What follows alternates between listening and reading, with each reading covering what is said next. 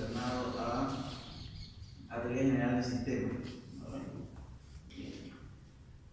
Lo siguiente es un temita que no se le entiende muy bien en la ingeniera, pero vamos a intentar verlo también nosotros, porque de eso va a ser el examen y si ustedes lo entienden, básicamente van a poder entender cualquier concepto ya de lo que se vaya a hacer en todo el semestre.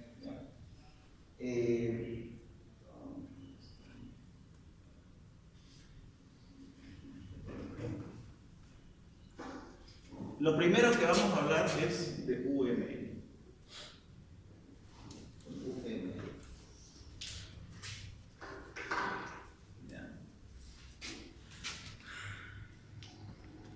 Esto vendría a ser más que todo, y eso creo que siempre nosotros tenemos el problema de confundirlo.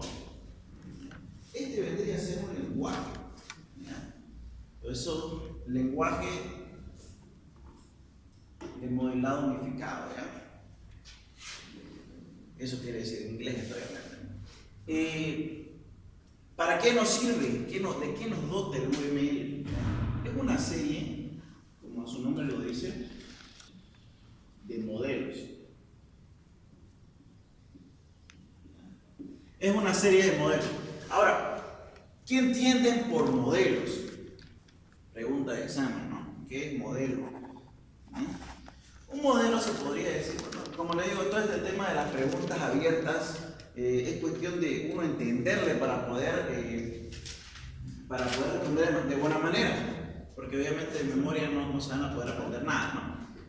Cuando nosotros hablamos de modelo, a ver, pónganse un ejemplo. Cuando ustedes van, no sé, quieren comprar una casa o van a que se idea, ¿no? Hacen sus muestras, les muestran modelos, ¿no? Modelos de cocina, modelos de patio, todo eso. ¿Bien? Un modelo es básicamente una estructura prediseñada, ¿ya? Que te va a servir para poder armar las tuyas propias. ¿Ya? Entonces, un concepto bastante clave es el prediseño. Base. Prediseño base. Yo a partir de estos modelos voy a poder saber cómo hacer el mío propio. ¿Bien? Entonces, ¿modelos de qué? De lo que son llamados diagramas. Este es un aspecto muy importante que ustedes van a tener que aprender. Si ustedes hablan con una persona, o sea, obviamente ustedes cuando vayan a salir de la universidad, lo que van a apuntar realmente, o lo que tendrían que apuntar, vendría a ser jefe de proyecto o algo que referente a manejar personas. ¿Ya? De hecho, si ustedes van y buscan trabajo de ingeniero de sistemas, todo eso, van a tener que hacer todas las cuestiones de los diagramas. Bueno, no van a programar tanto, eso se lo digo porque para programar están los programadores, que son los técnicos, sinceramente, ¿no? Bueno, si a ustedes les gusta programar, adelante, ¿no? Pero en teoría, para programar uno no necesita 5 o 8 años de estudio, ¿no? Necesita simplemente ver unos cuantos videos de YouTube y listo, la hace, ¿no? Bueno, en este caso, un diagrama lo vamos a ver de múltiples cosas. Es un cuadro, ¿ya? Explicativo. ¿Ya? Se va a montar un cuadro explicativo. Como le comentaba, ustedes van a liderar personas, liderar gente, entonces yo no voy a agarrar y decirle, voy a sentarme aquí, programador, vamos aquí, ya mira, yo quiero que me hagas esto, esta función me lo mandes al controlador tal y que te lo mande por esta ruta. No le va a entender, menos se va a acordar. Si ustedes lo ponen todo en escrito, va a verse confuso, imagínense, ¿no? Todo por carta. Y la verdad que es muy importante porque, o sea, ustedes están trabajando de a uno, de a dos, ¿no? O sea, tiene su equipo de 5, sé que trabajan 2 personas, y es fácil coordinar. Uno hace el documento, el otro programa, listo, ¿verdad? Pero cuando ustedes hacen un trabajo más grande, necesitan lo que es una estandarización, o sea, un diagrama estandariza. ¿Ya? De manera gráfica.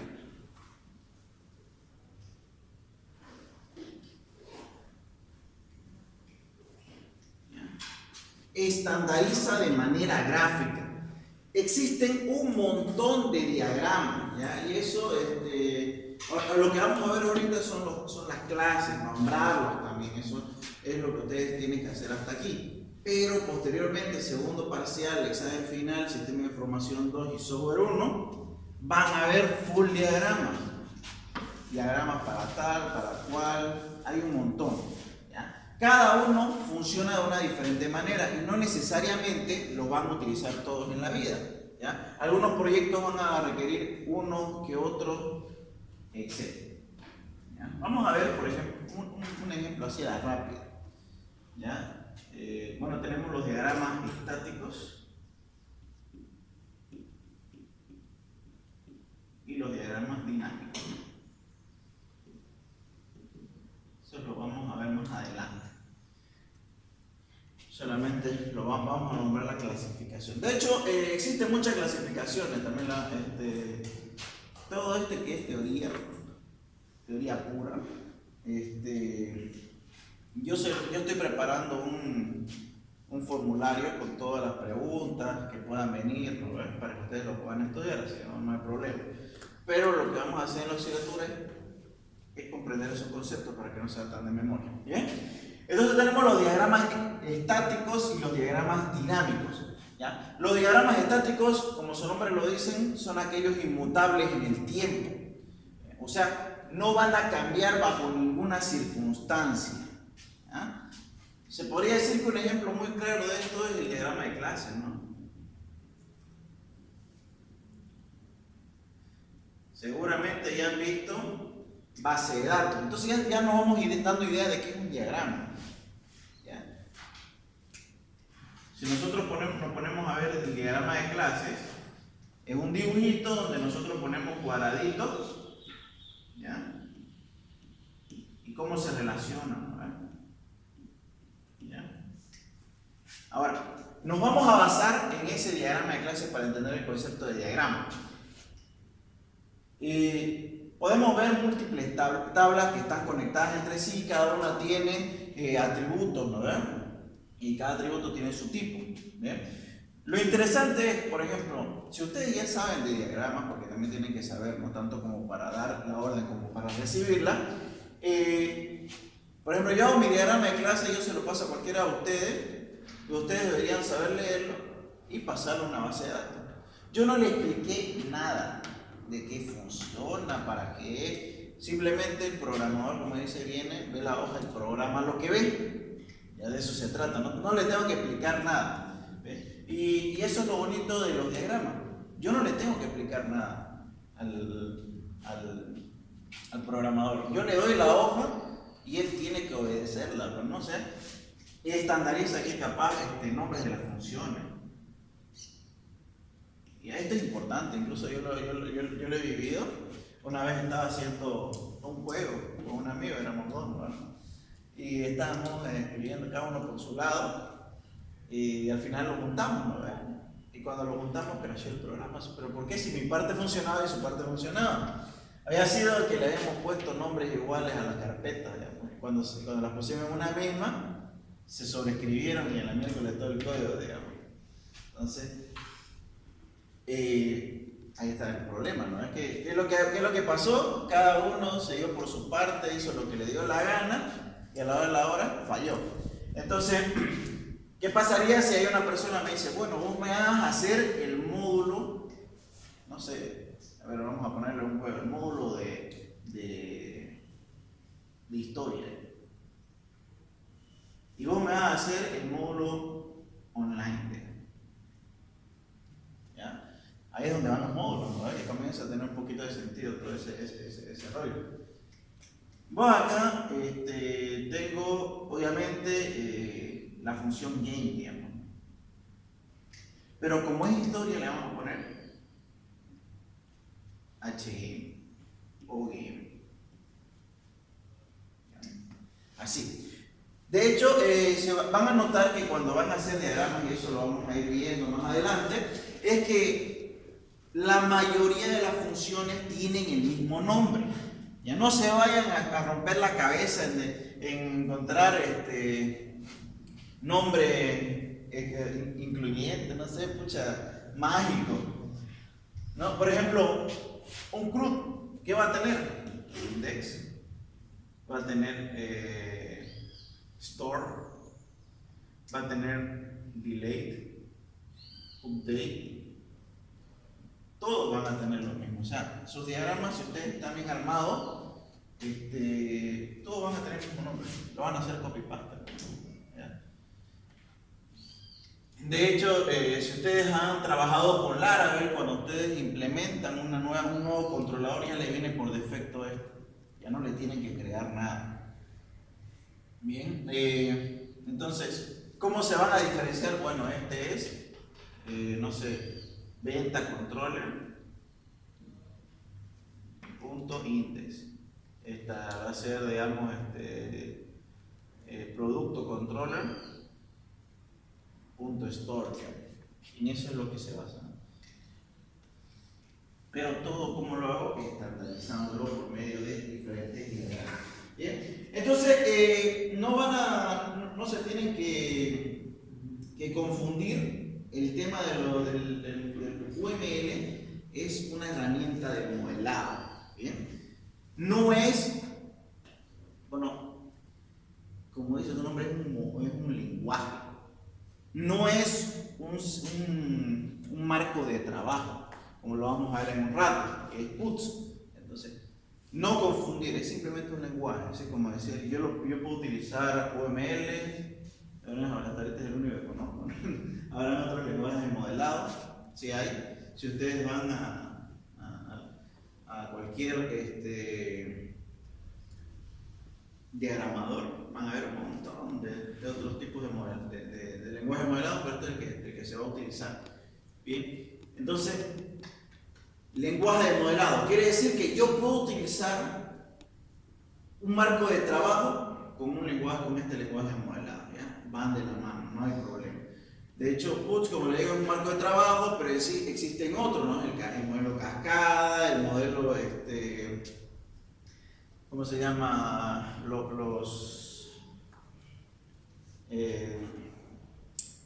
¿Cómo se llama esto? Los que son rápidos, bueno, en el caso, ¿no? Que es Scrum, Speed, todo esto, ¿no? Todo esto se puede combinar con UML, o en otro caso, como es en el caso de Scrum, se utiliza otro lenguaje de modelado. Bien, entonces, no confundir, esto no es un marco de trabajo, simplemente me dota a mí de diferentes modelitos, el cual me dice, bueno, este modelo te va a servir para explicar tal cosa, este modelo te va a servir para explicar tal cosa. Por ejemplo, si nosotros queremos hablar de clase, utilizamos diagrama de clase, este es el modelo lógico, este es el modelo físico, ¿no? Si nosotros queremos mostrar una secuencia de cómo una acción se va desenvolviendo, podemos utilizar el diagrama de secuencia.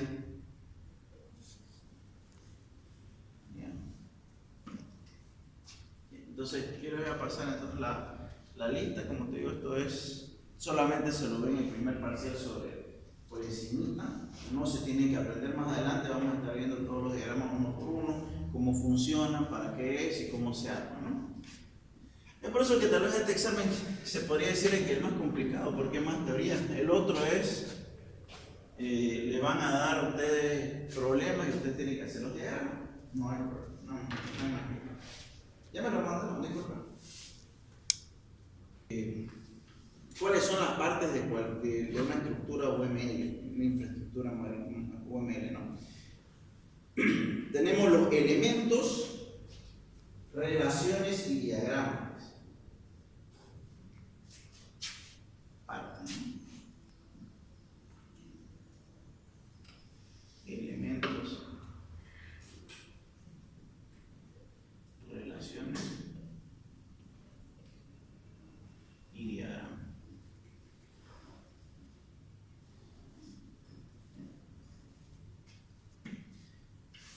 Los diagramas, ya explicamos lo que es, ¿no? A ver, los elementos son los pequeños cuadraditos, se podría decir. Elementos, cualquier objeto que englobe un significado. ¿Ya? En este caso, las tablas, los cuadros, es indiferente, dependiendo del diagrama que se use. Las relaciones son las líneas que hay, existen muchas, ¿no? Por ejemplo, tenemos la tabla la de uso, tenemos. De hecho, esta flechita tiene mucho significado, puede ser de uso, de trace, de dependencia. Normalmente están puestas entre comillas el nombre, el tipo de flecha que es. Tenemos la tabla, la de asociación, composición, entre muchas otras. Tenemos una que es más o menos así igual. ¿Ya? Entonces, esas son las relaciones. Y bueno, los diagramas ya hemos visto, ¿no? Es el conjunto de elementos unidos por medio de relaciones.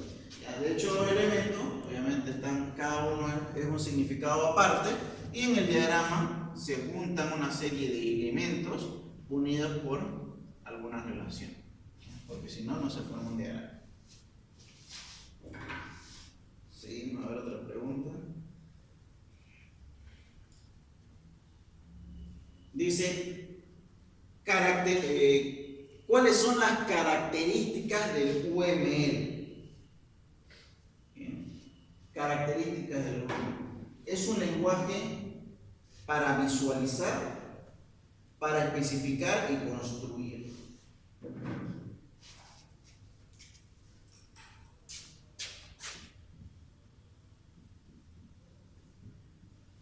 Visualizar, especificar y construir.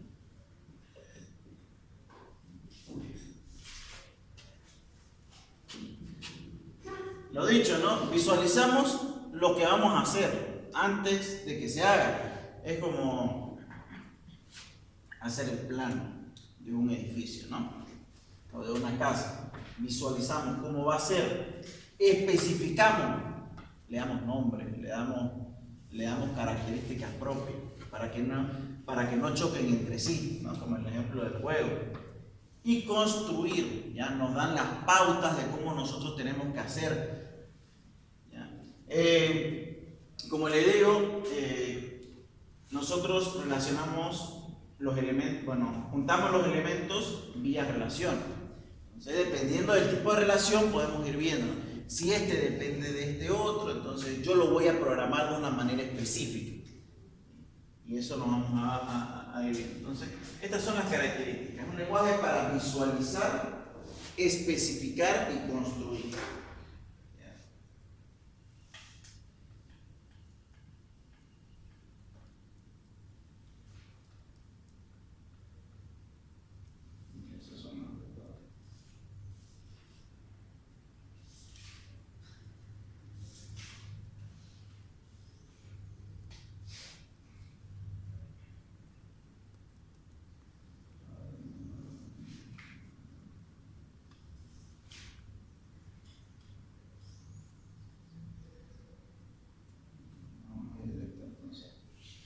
¿Hay alguna duda?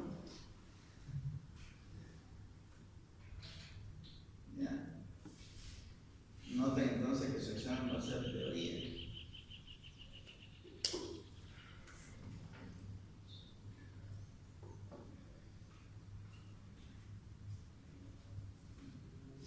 Bueno.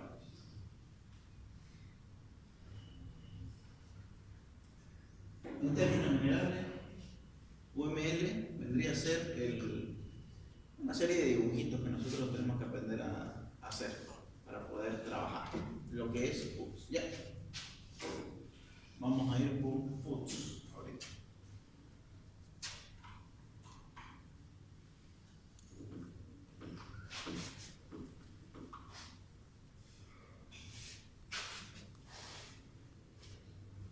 Tengo entendido que también no solamente les habla de PUTS, ¿no? les habla un montón de marcos de trabajo.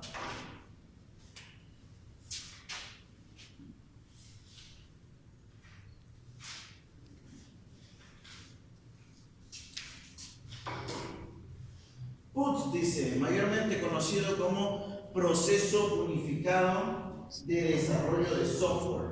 ¿Ya? Se llama PUTS.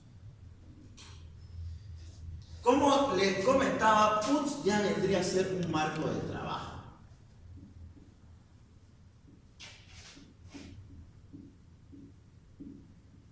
Es un marco de trabajo, lo comúnmente llamado framework, ¿no? En inglés, framework. Bien, cuando nosotros hablamos de marco de trabajo, ya difiere un poco del tema de modelo. Un modelo te da una base, como decir, bueno, así más o menos tenés que dibujarlo para que hagas el tuyo propio. El marco de trabajo, ya básicamente lo haces así o no lo haces como yo quiero. ¿Ya? Obviamente que uno puede mezclar diferentes marcos de trabajo, eso es lo que se hace en la actualidad. Pero básicamente si yo digo quiero utilizar PUTS, tiene que ser de esta manera. Bien, entonces es algo bueno porque si ustedes ya saben realizar PUTS, básicamente no tienen que estar preguntándole al cliente, no, disculpe, ¿cómo quiere que se lo? Dígame los pasitos, como le dice la ingeniera ahorita, ¿no? ¿Qué punto tenemos que nosotros escribir, ingeniera? Le da y creo que cada semana lo cambia, ¿no? Pero más o menos así. Si ustedes saben PUTS, ustedes lo van a aplicar para diferentes cosas, ¿ya? Entonces, en el sistema de información 1 se aprende PUTS, que es el sistema robusto.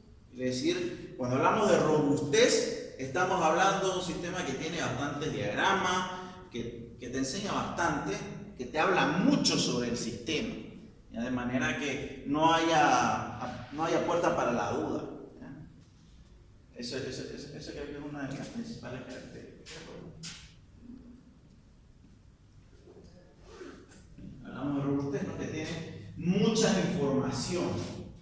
Yo creo que también ese a la vez es uno de sus grandes problemas. ¿Ya? Esto también, por si acaso, atención, que es pregunta de examen, ¿no? A ver, hablemos. Si bien la robustez es algo bueno en un sistema porque te enseña mucho, peca de ser ya demasiado. A lo que me voy, ustedes para hacer una documentación de PUTS es bien extenso, conlleva mucho trabajo, tienen que hacer muchos diagramas y a la vez eso se vuelve cansador. Obviamente si estamos hablando de un trabajo donde meten 10 personas, 5 personas, un trabajo grande de un año, sí, vale la pena. Ahí está la pregunta, ¿no? ¿En qué momento yo debería utilizar PUTS? Entonces, el PUTS se suele utilizar en proyectos con una duración grande. ¿Ya? Una duración grande. Se debe.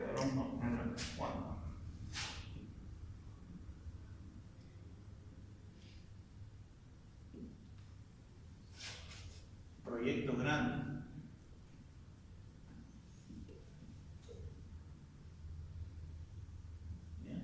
Proyectos grandes. Si ustedes lo van a utilizar para una tiendita, no sirve. Y creo que eso se han topado con ese pequeño problema algunos de ustedes. Que ustedes, o sea, seguramente tienen su sistema y dicen, pucha, mucho trámite para hacer esta burreringa, dicen. Es porque no está diseñado para esos proyectos, ya está diseñado para algo mucho más grande. ¿Ya? ¿Por qué? Porque ya te diseña todo y, digamos, tengo 20 casos de uso, 30 casos de uso en un proyecto, 40, uno grande, ya hemos hablado. Entonces, si uno no estructura de una buena manera, se va a perder. Y al cabo de aquí a 6 meses ya te olvidaste de cómo lo pensaste al principio, ¿no? Para proyectos pequeños tenemos lo que es Scrum, que eso se hace súper rápido. Está creado entonces para proyectos grandes. Está creado para proyectos. ¿Cuál sería la frase?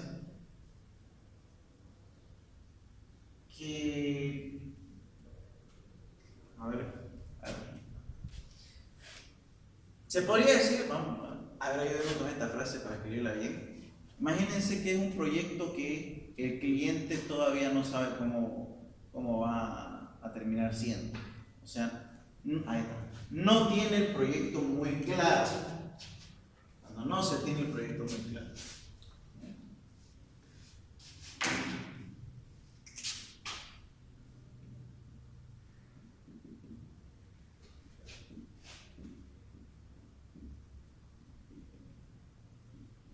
Obviamente no te van a mandar a hacer programar un sistema sin saber de qué va, ¿no? Pero se van a dar cuenta que cuando ustedes hagan sus sistemas, hagan cualquier cosa, el cliente nunca sabe lo que quiere.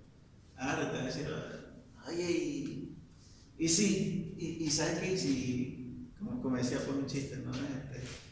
Una señora le pide a un programador una página web.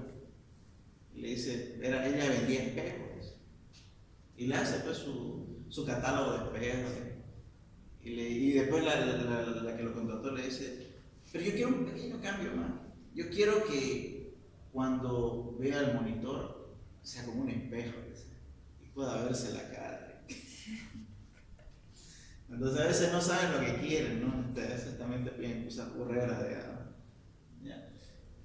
No se tiene muy claro el proyecto. Al ser un marco de trabajo iterativo e incremental, como vamos a ver dentro de un ratito, puedo ir agregando cada vez, mejorando el proyecto, ¿no? Obviamente sin salirse mucho de la raya. Pero lo interesante de este marco de trabajo es que si aparece algún rumbo diferente, no va a haber problema.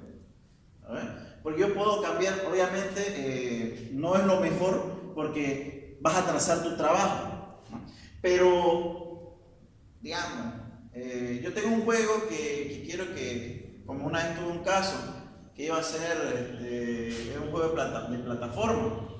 Bueno, era un juego de un shooter, pero era de tipo de plataforma. Y siguieron trabajando, bueno, cuestión de un amigo fue que le pasó. Y cada vez al tipo se le ocurrían nuevas ideas. ¿Sabes qué? Yo quiero que ahora tenga una variedad de 50 armas y que cada una tenga un movimiento diferente. Y al final terminó siendo algo diferente a lo que se comenzó, a lo que se dio un inicio, terminó siendo online todavía, todas esas cosas. Se puede hacer cambios, ya no hay problema. En cambio hay otros marcos de trabajo que ya no se pueden hacer los cambios, como es el cascada. Entonces, como le digo, lo malo, mucho documento. Mucho documento. Tiene demasiada documentación. Bien. Ahora vamos a ir retractando lo bueno.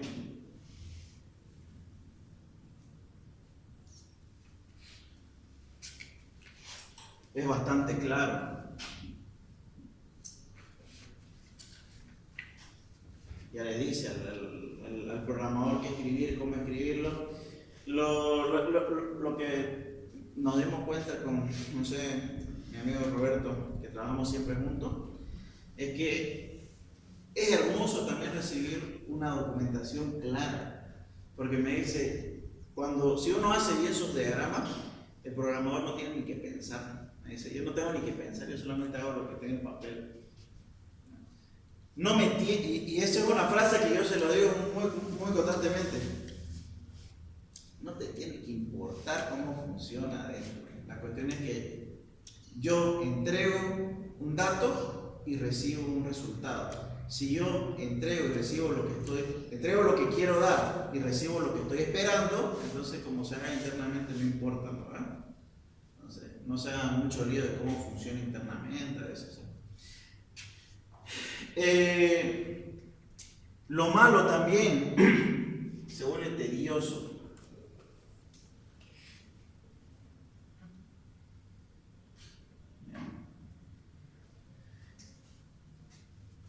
Si bien se puede hacer cambios, si uno hace un pequeño cambio tiene que cambiar en todos los diagramas, entonces es un poquito complicado. Bien.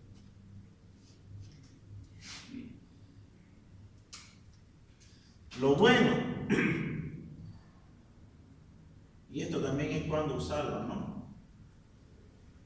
Cuando se quiere evitar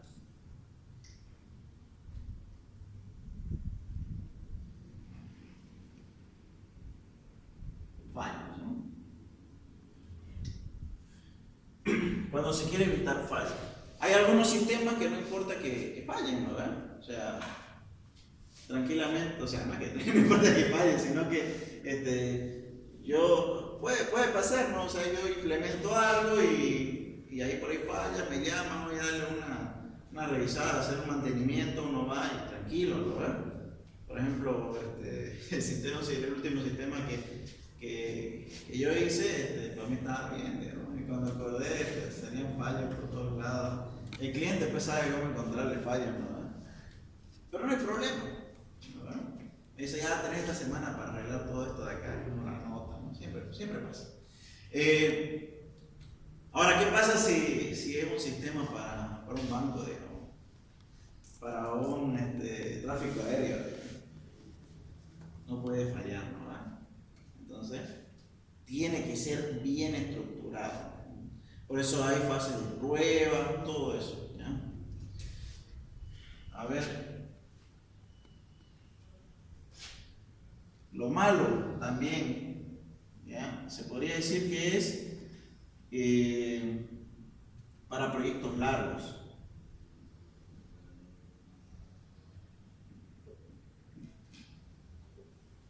No se puede aplicar a proyectos cortos.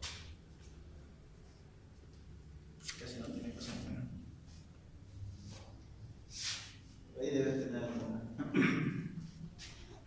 Bueno, entonces la pregunta es, ¿cuándo utilizarlo? Cuando es un proyecto grande, cuando no se tiene muy claro lo que se quiere, el final, ¿no? La frase terminado, como se le llama, cuando se quieren evitar fallos. ¿Bien? Entonces, para eso utilizamos el proceso unificado.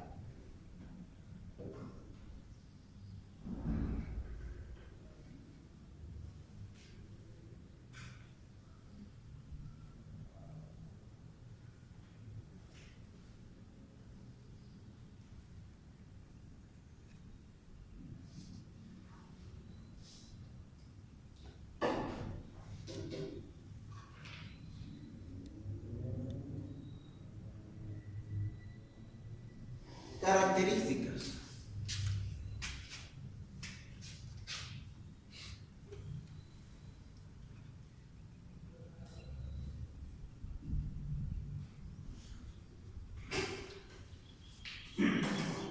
Decimos que es dirigido por caso de uso.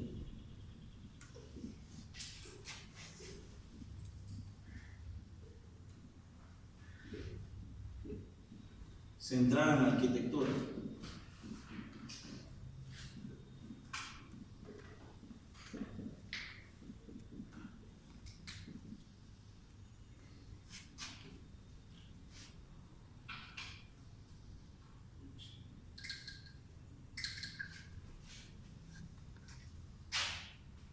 Iterativa incremental.